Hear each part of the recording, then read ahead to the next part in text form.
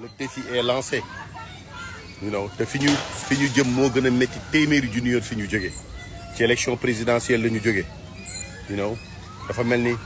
dafa mel ni nga am avion rek te amuloo kérosène te kérosène bi moom mooy nekk élection législative yi moom moo lay tax avion bi wër àdduna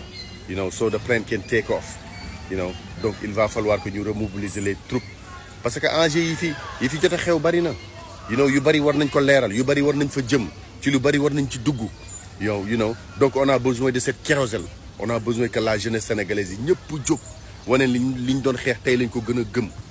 l'effondrement du système dañu war a jël système bi tër ko ren di dëgg ci suñu tànk écrasé ko et que ci élection législative yi ci la ñuy tàqalikoog moom ci la ñuy finaalu donc nag gaa ñëpp takku man next week incha allahu rabbi maa ngi Sénégal maa ngi ñëw ñu jël assemblée bi nekk fa majorité